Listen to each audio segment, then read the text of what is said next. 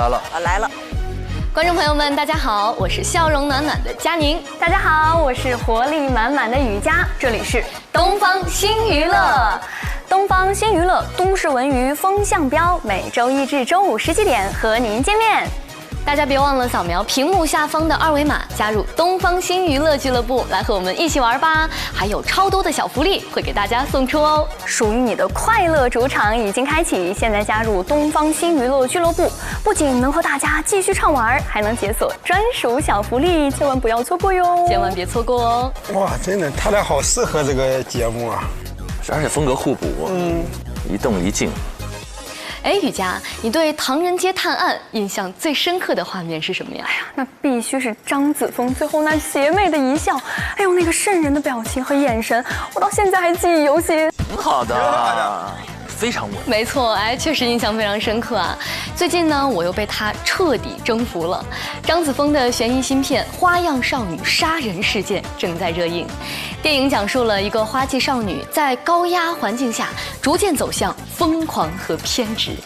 在电影里，她展现出了对眼神的精准切换。面对母亲是期待和讨好，面对对手又是嫉妒与不甘，真的是让人不禁感慨啊。在生活中这么可爱活泼的小女孩，在剧里居然可以呈现如此反差的一面。没错，他俩是很符合这个娱乐节目调性的。这部电影不仅是他演技的大爆发，更是对于家庭关系、人性善恶的一次深刻探讨。那就在最近的上海国际电影节，张子枫作为最年轻的评委精彩亮相。从唐山大地震的破碎感到新片的倔强感，他的眼神从来不只是演技，更有穿透灵魂的力量。咱们一起来看看吧。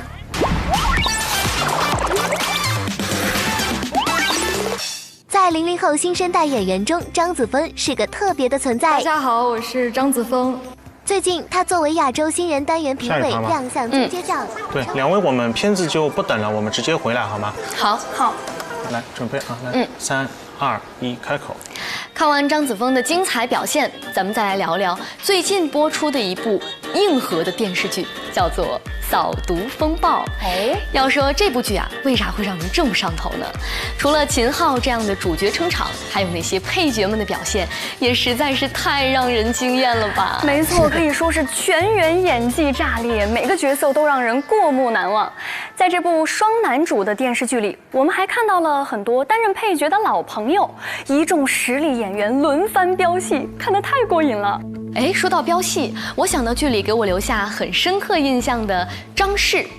沉寂多年归来，再演反派角色，真的是让人一下子就想起了粉红女郎，还有神话里她的精彩表现。其实两个女孩发挥的都非常的稳定。首先，娱乐新闻对于他俩来说都是他们俩的第一选择，他们两个人之间也是纯搭档，就是非常好的配合。由白玉兰最佳美术奖国色芳华原班人马打造，造型和妆容都真正的参考了古代的陶俑。其实啊，还有很多非遗文化的融入，比如说春晚中咱们看到过的抖空竹还有木偶戏糖画等等。佳宁她的专业素养相当过关，她的播报声音，然后形象就很准确。像杨紫和李现他们在剧里的造型可以说是直接让人梦回大唐。雨佳就相对更活泼一些，她的状态是蛮贴近娱乐资讯播报的。没错，我关注的一位演员啊，他叫侯岩松。那之前他在《我的前半生》里就有非常出色的表现，这次在《扫毒风暴》里还是出演了双面人生的反差感。就有网友辣评啊说，全员恶人，但演技好，人设再渣，我也恨不起来。他俩的配合很好哎，反应出来了。没错，《扫毒风暴》里还有哪些精彩剧情呢？咱们一起来看看吧。电视剧《扫毒风暴》正在东方卫视热播，除了双男主的全力现眼外，继续啊，我们4号机开始看一下，摇标的时候我们稍微摇一下。来，准备啊，来3、2、1，开始。看了这么多有意思的剧，那最近啊也有一档综艺非常的出圈。雨佳你知道吗？那就是《脱口秀和他的朋友们》第2季。哎呀，我可太知道了，我已经刷了非常多的高能片段了。哎呀，看的时候我就在边看边感叹啊，我的嘴替。没错，那其实呢，今天我们还给大家准备了一个惊喜，我们请来了《脱口秀和他的朋友们》第1季中2位非常优秀的脱口秀演员。没错，那他们是谁呢？是谁呢？他们就是山东段子王和车间一枝花赵小慧、孟川，欢迎，欢迎。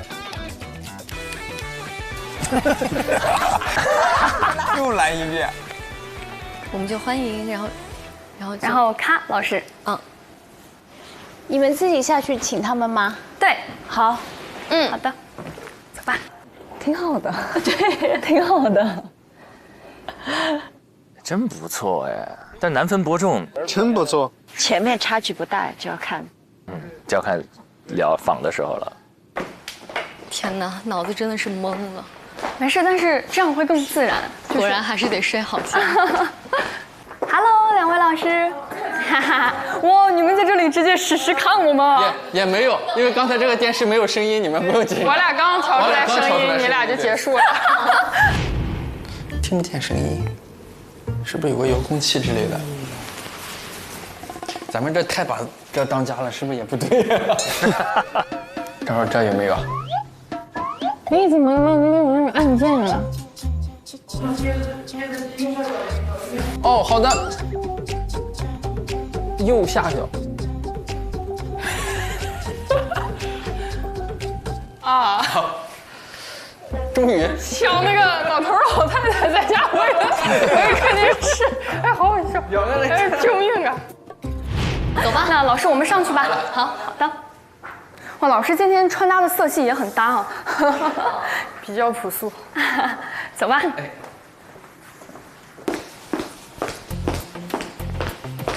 我一听高跟鞋，我都有点小紧张。对，不要紧张，该紧张的是我俩。看你们俩在镜头前表现挺自然的。那我们比如说就以这种坐播的形态，相当于2位主持人，就我们去访谈的话，有没有什么注意事项？就像晨晨姐之前跟我说的，把这儿当成你自己的家，你是在你家里邀请你的客人来，就是可以不用那么严肃，你们可以想想自己的角色定位，干货了。你们到底是跟受众去分享娱乐资讯的一个信息传播者呢？还是说你是一个邻家女孩，跟别人聊天的感觉？明白。好的，就是主持人他不是高高在上的嘛，他其实也是上网的，也是跟同龄人之间会很有共鸣的。所以有的时候呢，你们看到的一些网上网友很不错的评论啊，也可以有一些共鸣性的表达，当嘴替什么的。明白。专业就是专业。那其实呢，今天我们还给大家准备了一个惊喜，我们请来了《脱口秀和他的朋友们》第1季中2位非常优秀的脱口秀演员。没错，那他们是谁呢？是谁呢？他们就是山东段子王和车间一枝花赵小慧、孟川，欢迎，欢迎。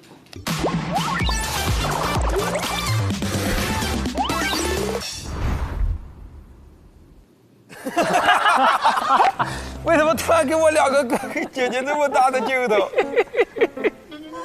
这叫做贴脸开大呀！怎么这么好笑啊？这个镜头看到我们山东段子王的实力了吗？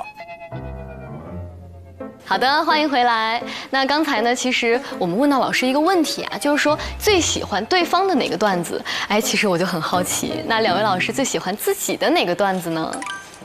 我喜欢那个中国爬山虎那个。为啥呢？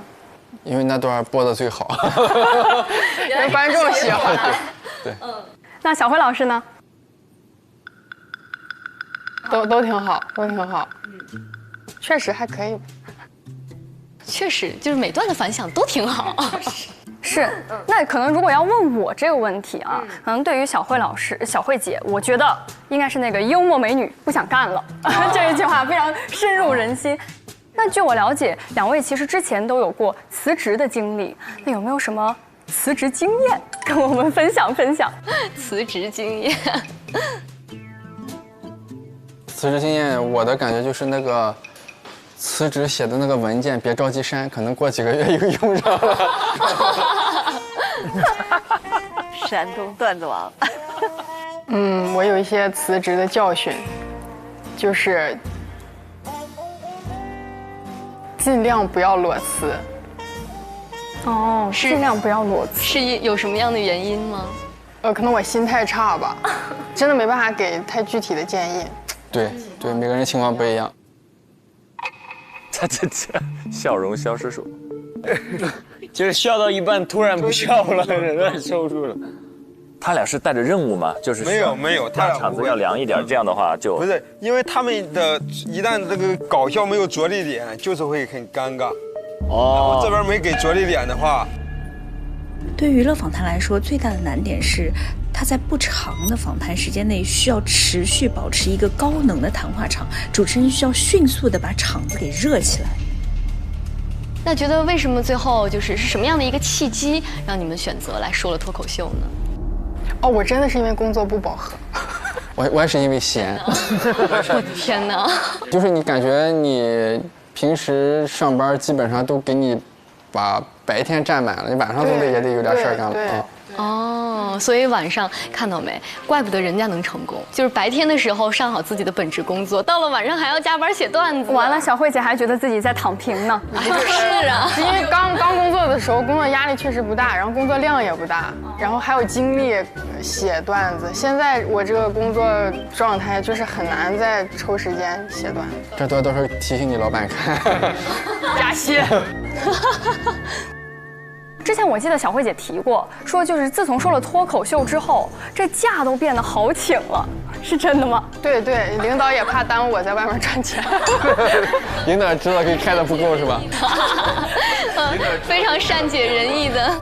是江湖传言还是怎么说？有个大公司想请你过去当发言人之类的那种岗位。没有人找我干过这么重要的岗位，谁传的？谁在传？但是我看小慧姐经常在公司年会上当主持人，然后也会在上面说一些段子和脱口秀热场。敲钟的时候去了吗？在美国的时候没让去，然后在国内搞了一个假钟，然后每个人都能敲。哎，笑死了！太好笑了，那俩人。其实我们看到孟川老师刚才提到，又写小说啊，又写这个一些很多的段子，我就很好奇，因为像咱们平时也会写一些东西啊，但是写多了就会觉得，哎，真的觉得惨，就是已经没有灵感了，对，已经用不出来了。那所以想问一下孟川老师，有没有经历过这种就是灵感枯竭的这样的时候？进入状态了。咱们俩应该都会面临这样的问题。别咱们俩，你枯竭就说你枯竭。因为脱口秀其实消耗生活会比较大，就是你的消耗你自己的感受。对，你在那个舞台上吧，你可能要做到所谓的部分暴露，就是你得让观众感受到你这东西是你真实的反应、真实的人格。但是呢，你又得收着暴露。你现在就是感觉你暴露太多了也不好，就是你人性的那些弱点嘛，它恰好藏在喜剧里的时候，可能是最好的。现在刚刚这句话就暴露的太多了。其实现在可能在互联网上有很多这种关于脱口秀啊、女性声音，好像脱口秀中出现了越来越多的女性声音。那两位老师是怎么看待这种变化的？包括觉得跟第一季相比它最本质的这个区别是什么？我觉得是要越来越多女生，因为之前确实男生数量上来看的话是比女生要多很多的，所以我们一直也是很鼓励更多的女生参与到这个行业里面来，带来一些更新的视角跟感受。佳宁提的几个问题都是有敏锐度的。你们会更喜欢哪个题材方面的段子或脱口秀呢？或者说未来想看到这样的段子搬上舞台呢？我都挺喜欢。我今天看节目最大的一个感受就是，希望能有更多样的演员进入行业。对。但是在这种场合之下呢，嘉宾的回答就很容易官方。那两位老师上场之前会有紧张吗？到底在哪个地方观众会笑？然后万一他们不笑又会怎么办？会不会有这样子的心理的预设？肯定会有吧。上台之前是，尤其是就是咱们写段子好多都还挺新的段子，他其实那段子心里是没底儿的，是开放麦。这种情况下，应该想办法去挖嘉宾的故事，而不是观点。对。现在要看雨佳有一阵儿没说话了。对，我们也看到像孟老师把很多的可能和自己家庭啊、和女儿相处的日常啊，包括和妻子的很多日常，都搬入到这个脱口秀的段子里。那你觉得就是讲了这些之后，对自己的生活有没有什么发生了什么样的改变？有没有什么影响？就比如女儿知道你把它写到段子里了吗？好。哎呀，这个别提了，因为那个女儿的幼儿园园长。是你粉丝？是准确说是脱口秀粉丝，但是前2天我女儿那个幼儿园毕业演出非让我去，这个很难拒绝，这很难拒绝，很难拒绝，但是也很难演，你知道那个场合。对，我知道这个故事。给幼儿园表演，跟家长们。小孩嘛，我因为是又有小孩又有家长，你讲那东西，你小孩高兴还是让家长高兴，这也是个选择。没错。我就说我不讲脱口秀了，然后他说那你随便选一个，我就跟我女儿就是一块唱了个歌，然后就是我给她伴奏，但是呢就是那个，怎么说呢？怎么说？有什么难拉下了浓墨重彩的一头。家长代表发言又让我上去了，然后呢，你作为一个脱口秀演员，你也不好意思光说话，一个梗也没有吧？讲了2个梗，的场子鸦雀无声，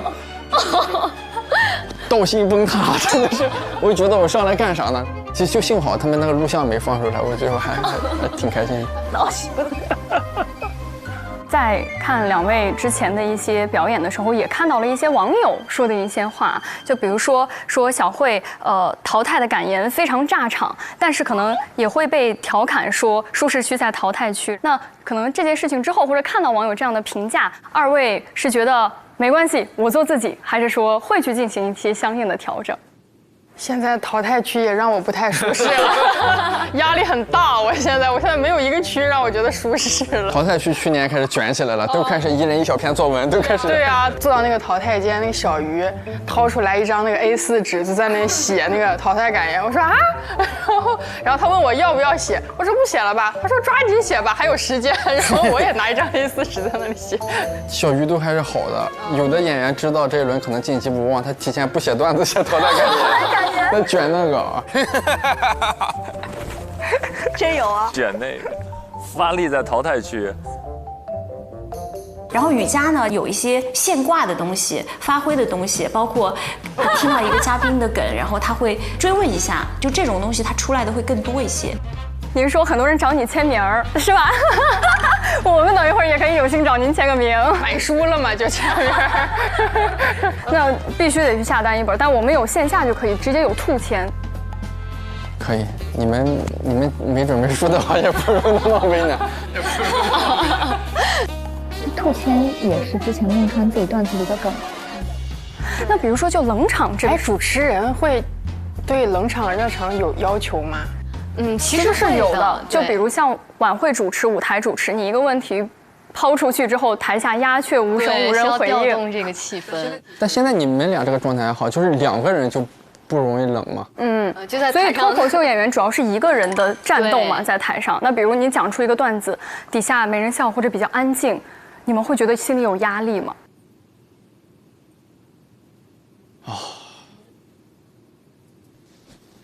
我都想长舒一口气。在舞台上有没有经历过这样的时刻？有，经常。有。现在好了，以前那个录制的时候，第1轮号称喜剧地狱，要录到深夜。2、3点了还在那幽默，就硬幽默，观众很累，都开始迷糊了。我今年就是没参加节目嘛，我作为一个纯观众。突然懂为什么观众那么喜欢看新人演员了，实在是太鲜活了。太鲜活了。太鲜就是人也很鲜活，带来的故事也鲜活。就是包括他的故事，对，而且他出梗的方式可能跟之前因为老演员你太熟悉他了，他有一些他什么时候该出梗你是有预判的。对，但是新人演员就是经常会有惊喜。他们的表达方式、表达素材都非常新，视角也非常新，就非常厉害。我看我就是第4轮的时候，看那个樊松一上台就死气沉沉的，自己都看不下去自己。我觉得作为在脱口秀舞台底下的观众来说，可能他们仰望着大家，会觉得，哎，其实说的很多事情非常有意思，但是可能自己没有办法亲身的去体验到，所以我觉得这也是观众为什么会觉得，哇，那个舞台非常的好，会被那些段子所吸引到，就是也发现了很多生活的可能性。对，脱口秀是一种声音吧，就像2位老师说的，我可能之前不敢表达，或者说不知道该怎么样去表达的时候。来了这个段子，我看了这场脱口秀，我才知道，哦，原来这个是可以说的，原来这个是可以探讨的。他们好多人都是聊嘴替嘛，就这个事儿可能是一直这么想，只是没被说出来，有人说出来了就挺开心的啊。是的，对，脱口秀其实。从我这里来讲啊，我觉得它就是一个很强的嘴替。每一次笑完之后，我会觉得哦，我就是想说这个，我就会有这样的反应跟我朋友说。那2位老师，其实我看了一下2位老师的微博，2位老师里面都提到了有其他的综艺也正在录制，那也有其实有很多粉丝喊话孟川老师明年开不开专场这样的话题。专场得开。对，得开。所以想问问老师，在接下来，今年或者之后1年自己的一个小目标吧，规划。我就是明年争取把专场写出来，演专场，然后可能还有一本书，答应人家了得写。答应谁了？答应出版社了。对，人家钱先给了一部分了，你就得写半个专场吧，明年。哎，你找个人跟你双拼不就行？对，双拼双拼。你写吧，你写到一半，我先给你批。现在就已经在这定下了，就可以合作了。就接下来，没错。要合作的话，2位老师的风格方面，我觉得还是很有看点的，我很期待。那就非常感谢2位老师今天来参与我们的采访和访谈。真的是给我们带来了很多，要么是有意思的这个故事，要么是非常深度的一些想法。而且我发现咱俩每个点啊，老师们都接得住，说得来。2位老师的沟通也很好。说了句大实话。期待将来能在这个平台上见到2位老师更多的精彩表现。对，希望之后还有机会能跟老师继续交流。好的，那今天的东方新娱乐节目到这里就全部结束了。那在最后，我们一起跟镜头跟观众们说拜拜吧。来，3、2、1，拜拜！